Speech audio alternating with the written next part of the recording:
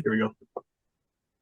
All right, welcome to Witchpolice Radio. One of the cool things about doing this show for as long as I have and talking to such a broad sort of array of local artists is that I have on some episodes people who've been doing this thing for decades, and then I have on other episodes people who are in brand new bands that have just sort of just launched their first single, and that's kind of the case with the guests on the podcast today.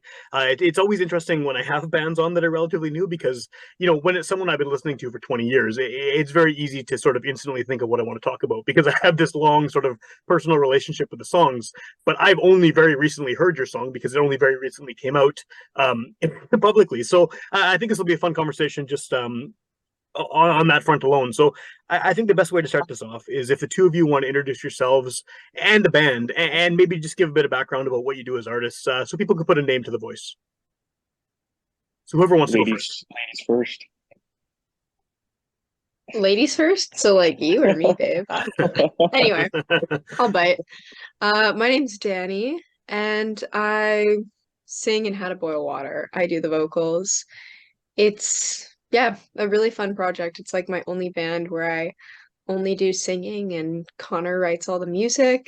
So I kind of just get to show up and do my thing, which is very, very fun. It's like a diva moment. And the band, it's like I don't know, just more fun, exciting. I guess Connor would probably be able to describe it better because they write most of the songs, but That would yeah. I'm Connor. I play guitar and I do the songwriting in the band.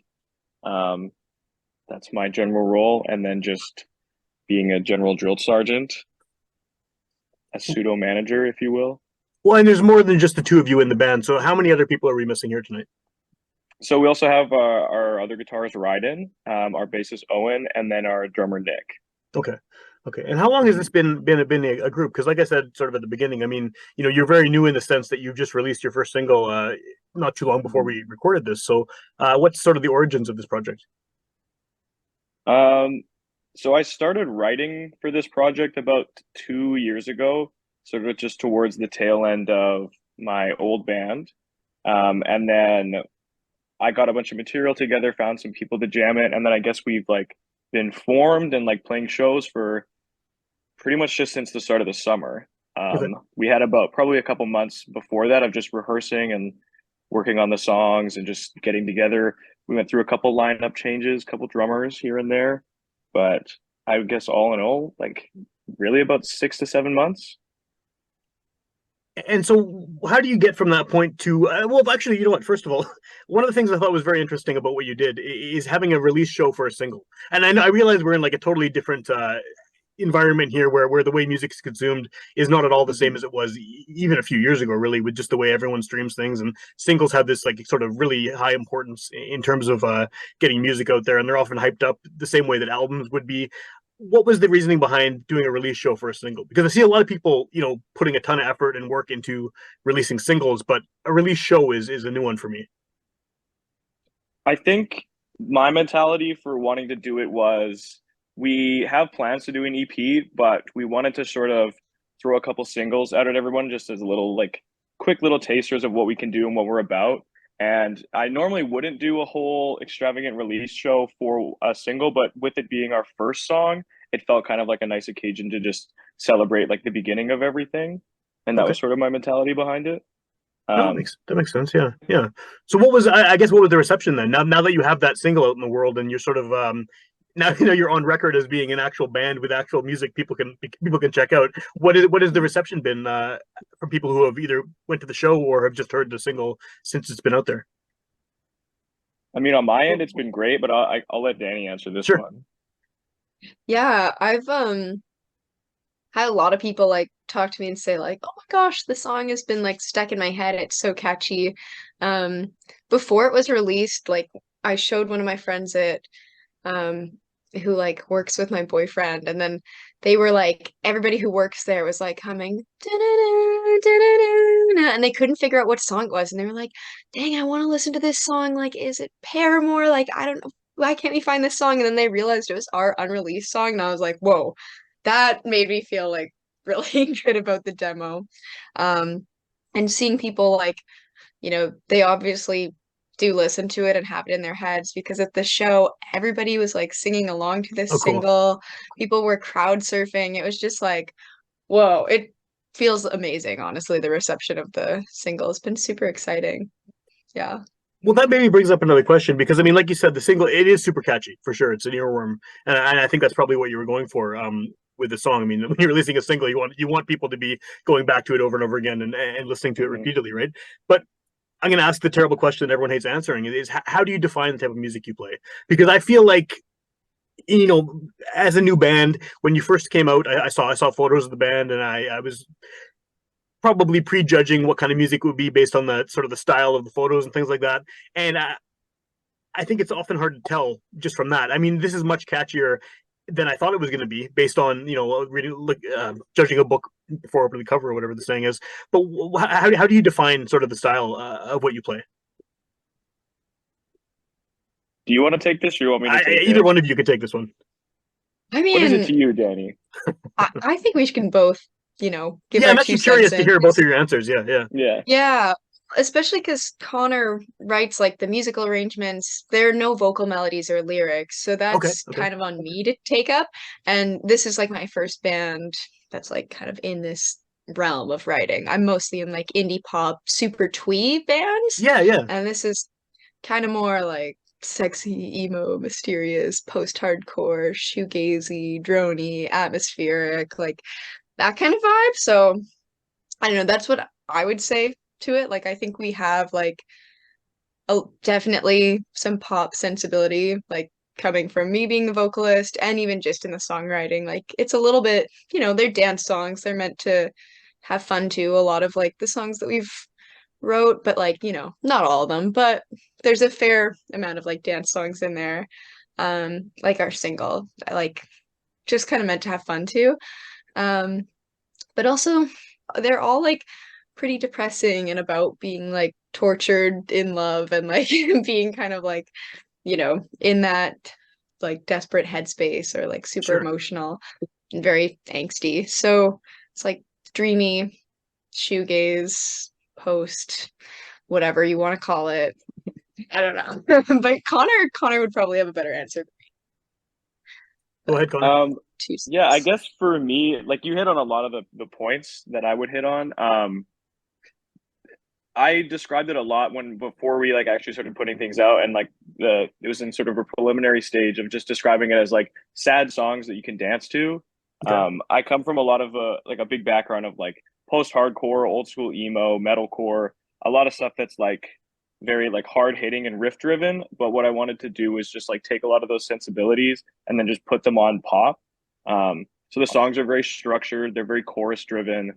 They're made to be super palatable because I just want them to be something that like you can just listen to and enjoy. You don't have to overthink it.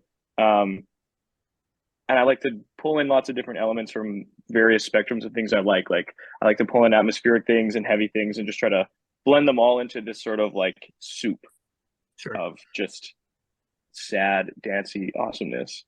Is there a challenge combining those? I mean, both of you sort of referred to the sadness of it and the sort of gloomy vibe to it, but then also having the pop element, which and the danceable element, which are sort of on paper seem like they're very opposed. Is it difficult to sort of marry the two and keep the those emotions in the song while also making it something that's relatively upbeat and is going to stick in people's heads?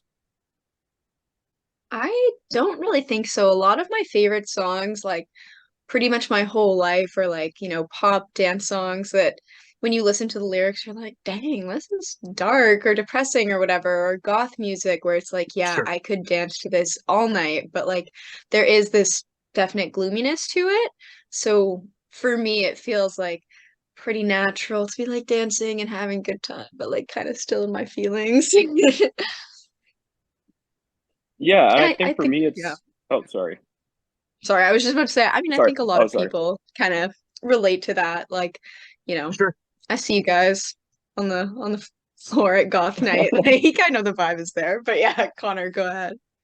I think like compositionally the balance for me is like all of the songs start on just an unplugged electric guitar, and I basically just find the kind of saddest prettiest chords I can and then write very sad progressions, but then what I do is just put them on fast beats and just like Okay. recontextualize them into like, so if you were to just take the guitars away from our songs and you were just to listen to the drums, like they're basically like pop punk songs or post hardcore songs, and then it's just about throwing in those really sad atmospheric chords, and then on top of that throwing really poppy vocals, and it kind of creates this balance of like you can tune into some elements and it can make you really sad, or you can tune into other elements and it makes you want to dance, and then it just kind of creates this like crying in the club type vibe. Yeah, I like that. I like that. That's a good description of it. Well, been Uh, there. it's cool how just adding that one element though that totally changes the tone of it. I mean, it still has obviously, like you said, the pop vocals and the danceable sort of beat to it. But yeah, the atmospheric guitars for sure are something that's going to totally switch the overall feel of something. Absolutely. What is sort of the plan now that now that you have this out? I mean, now that you played the release show, I know you have some shows coming up because when I had Death Cassette on the show, they were talking about how excited they are to play with you. But what's sort of in the cards now? Now that you have this single out, are there more singles sort of to be released soon? Yeah, we have another single that is going to be coming out December 1st is the plan as of right now, and I'm pretty sure we're going to stick to it. Well, now you have we're to because getting you everything. said it on Yeah, no, we on the have to. recording. It's on. We're getting everything in order to get that out December 1st. Yeah, our last show of the year is going to be with Death Cassette in November there on the 17th. Then we're going to be taking a bit of a break for the winter to focus on some writing. Going back into the studio in January to record an EP Okay. that we are hoping is going to come out sometime in spring of next year. And we've got a show booked for February that we can't talk too much about yet. And then the plan is to just have a really busy summer. Cool.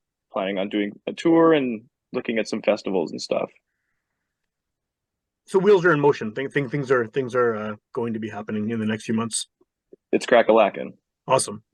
So is the writing process, I mean, but by the sounds of things, and correct me if I'm wrong, but it sounds like the two of you kind of contribute, but separately, right? Is that how these songs are written? For the most part, yeah. I would say like the main like bulk of the actual songwriting instrumentally is just sort of done with me like huddled over my computer with the lights off at 3 a.m, just like sobbing and trying to write riffs that don't sound like garbage. And then eventually I create like a song, and I run a couple versions by like the whole band just to make sure everybody's like vibing with it, seeing how they feel about it like structurally and the progressions of things. And then I will send it over to Danny, and usually we have like a little talk about like what we think the song should be about, like what we kind of want to touch on theme wise. And then like a lot of that is built around like I try to use a working title that kind of builds a vibe for what I think the song might be about, and then I send it over to Danny, and then you kind of take over from there. And then what does that process look like for you once you have the canvas?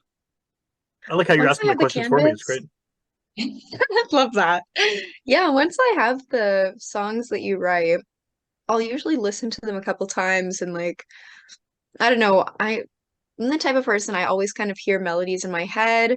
In my other bands, like I'm kind of used to more writing like in like a jam setting where I'm just playing guitar, I'll come up with a chord progression that I like, and then there it just comes out of me like whatever melody I think like would fit. I'm like, okay, Yeah. well, let's just say that out loud in the moment. So I'll just kind of do that by myself in my room while like, you know, puttering around. And when I hear things that I'm like, oh, I like that's pretty hooky or catchy, or like, oh, I can definitely like put that in this part or whatever.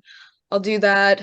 Sometimes it's just stream of consciousness. Like I've had some songs where I listen to it and I'm like immediately like, oh, okay, it's there. Like I can hear it. I know what I want to say. Um, and other things I kind of stew on for a little bit longer. A lot of the lead guitar lines in our songs, like I kind of mirror them sometimes with certain vocal parts, because sometimes like I'll get an arrangement and it already sounds like so full and beautiful, and I'm like, dang, like I can't compete with this guitar, so let's just get on the same wavelength as it. Um, so yeah, it's like it's always pretty fun, always a little bit different, but I can kind of just hear the melodies in my head, and I love the songs that Connor writes. I think they're super catchy, and that helps a lot too when it's like in my head, worming around there. I have kind of no problem meditating on it and adding things to it. Yeah, and then Is it? from Oh, there sorry. Go we ahead. usually oh sorry, yeah. We usually from there bring it to the jam space for everybody. At that point I'll send Ryden and Owen just like a basic how what I wrote, like what I'm playing in the demos, and then they have like the freedom to kind of just like expand on that, play around with it. Our drummer Nick, he'll learn like the basic structure and the feels of the parts and then toss his own little spice on it. And then it's just a matter of just jamming it out together. And then I think usually that also like develops on Danny's parts, like actually hearing them in the room with the rest of the band, and then that's when the songs actually come together. Is when we really flush them out in the workshop. Do they change considerably from sort of the initial version to what ends up happening with the full band? Like, are the other members sort of are their contributions enough to significantly sort of tweak what's happened, or are the songs essentially the basic format that you came up with in the first place, but just maybe embellished a bit? I would say, yeah, they're more embellished. There will be certain sections where it's like there will be a cutaway part where it goes to just one clean guitar, and like maybe Ryden will have the idea like, oh, we should double this instead of playing it one time, or like just honestly, even just like the way Nick will play the drums differently will have a huge impact on the feel. Just the way he'll do fills rather than the ones I did, or just like little embellishments on the beats. Um, and then from there, it's usually a matter of like we'll play the songs a couple times live, and Yeah. then like for one or two of the songs that we've been playing for a while, I just like don't like how they feel live and in the room. So then from that point, I'll kind of just take them back to square one and like redigest what I think might work better for us, which is going to be a big process for us going into recording the EP. And then from there, it'll be like I'm planning to have it be a lot more collaborative with the writing. I really do enjoy writing like the basic structure of things and coming up with parts, but I'd Yeah. like to start having people come in more and like giving their ideas on arrangements and like lengths of things and where things can go and little embellishments, just so that it can feel like more of a full band project rather than just one little goblin crunching away. Yeah. I think it fell into that just because I started this band as like a bedroom thing of just like kind of a songwriting outlet while I was in my old band, and then I just ended up liking the song, so I wanted to start the band. So I'm trying to get myself to gear out of that mode and have it be more of a collaborative experience for everybody. Okay. Okay. What is the significance behind the band name? Because it's memorable. Well, I feel like that's something everybody wants to know, right? It's a very important part of cooking, It says true, making yeah. tea. Um, I guess the real story behind it is just in a very early stage of this band, we were trying to think of a band name and we really couldn't think of anything. And I had a four picture diagram on how to boil water on my desktop because just in case I forget. And I don't think it that's just ever happened said, where I've forgotten how to boil water, but yeah, go ahead. "Hey, it's tough. You never know. You throw it in You the never know. stove, Yeah. in the oven, microwave. Who knows?" Um, and it just on the top of it, it just said how to boil water. And then I said it to myself out loud, and then I was like, "That's like sticking. There's something there." And then from there, I just took out all the capitals and put it all into one word, and boom, MySpace.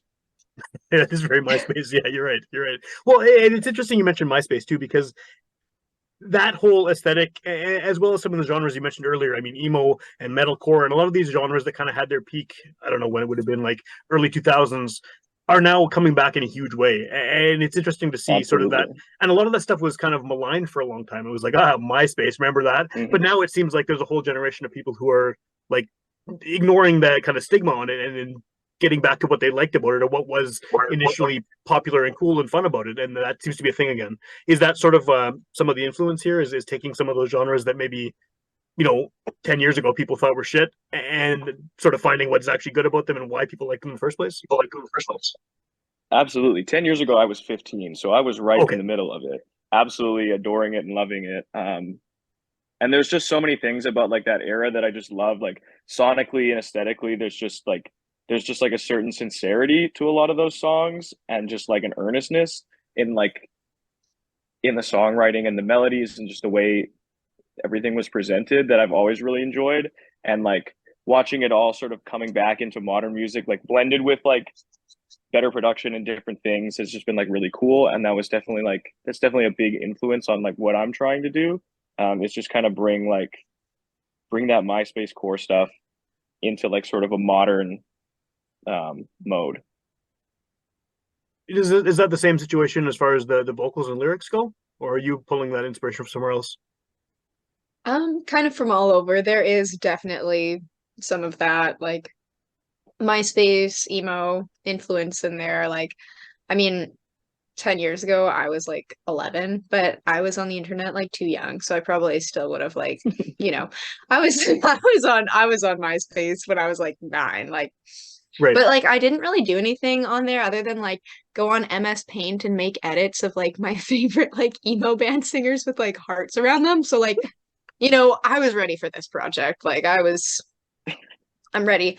And just like kind of having that like fun, cute, whimsical, romantic like songwriting that I like to bring to, all of my projects that are more kind of like twee and cutesy. Yeah. And then also, I do a lot of like screaming and harsh vocals and kind of heavier stuff too. And I love like that dichotomy. I love kind of giving people whiplash and being like, wait, this was super cute. What the hell is going on now? Like, whoa, that kind of thing. So yeah, I love pulling from everywhere. And to like the musical arrangements, there is like a little bit of that MySpace flavor in there, but there's also so many other like just gorgeous elements pulled from so many different places. So kind of trying to fit that vibe and like really look anywhere for inspiration has been what my process has been like. Yeah, well, it's cool because I'm quite a bit older. I mean, I'm 41, and so for me, that MySpace era, like I was already I used MySpace, so did everybody, but that style wasn't really something that I was into as a listener. But I definitely saw it sort of having an effect on the culture, and it's really neat to see it come back with people who were really young when it first sort of was a thing, right? And it's just kind of I mean, I'm so used to seeing nostalgia for stuff that I grew up listening to when I was a teenager, but now the nostalgia for the stuff when I was like in my 20s for those teenagers is coming back, and it's so weird to see how it cycles, and it's cool to see, you know, again what one of you just said about the sort of impact of that old stuff then being affected by good production values and all the sort of the new technology and new sounds that are getting filtered through that. So it's yeah, I'm happy to see it, even though I wasn't an emo kid at the time of that big explosion there, but it's cool to see this coming back and it being sort of redefined and remixed and stuff. Absolutely. That wasn't really a question. That was just more of a statement. So at this point, I Yeah. mean, the good thing about this being a podcast, someone could hear it, the day it comes out, or they could hear it a year from now. And by then, who knows? Maybe you have the EP out already. Maybe you're touring. What's the best way at this point to find your music and find out more about what you're doing as far as upcoming shows and things like that? We're most active on Instagram. Pretty much only active on Instagram. Social media is a hellish nightmare, so I try It to is. relegate myself to mostly doing promotion on just one space. But we're available on any streaming platform. We will be having a music video coming up soon as well on YouTube. So there will be that. But for the most part, Instagram, Spotify, Apple Music, Deezer, if you're crazy. Really wherever you want. Cool. And then people should expect another single later in the year. You're saying December kind of, and then Yep. into the new year for a larger release. Yeah, we have the goal for this year was just sort of like to get our toes wet, get some songs out, sort of cut our teeth on the stage a little bit, and then the plan for next year is to just go full tilt and really see what we can do. Cool. Did you feel that you've sort of accomplished that first part of getting the word out, getting your names out there, getting the music out there? I know it's all again very Uh, new, but I would say I'm very happy with what we've accomplished this year so far. Um, the single release show we played on Saturday was sold out, and I think that's pretty good for our second headliner. yeah, Um, and things have just been great. There's a very strong scene right now, stronger than I've seen in quite a long time in Winnipeg, and we're just really happy to be a part of that and to get to play with such fantastic bands that we're um, happy enough to also just be friends with because it's full of great people right now. Yeah, it's always nice to see that when everyone's. I mean, I always kind of joke that the Winnipeg music scene has always been extremely incestuous, where everyone plays in each other's bands and everyone knows each other. Mhm. But there's a lot of good things that come out of that too, right? I mean, everyone sort of has it's like a large community that also seems really tight knit, and it's cool to see that generation after generation that's still the case. And Winnipeg Mhm. still has like new bands popping up every week, but everyone sort of knows each other and is encouraging each other and all that. So it's one. I think it's one of the reasons I still do this after like 10 years with this podcast is that like everyone is making cool stuff, and every time I meet one band doing cool stuff, I meet like three other bands that are connected to them that are doing interesting music, and it just never ends, right? Yeah, it's there for how small a city it is. We have so much talent just per capita, even Yeah, like it's fantastic to see. it's pretty bonkers.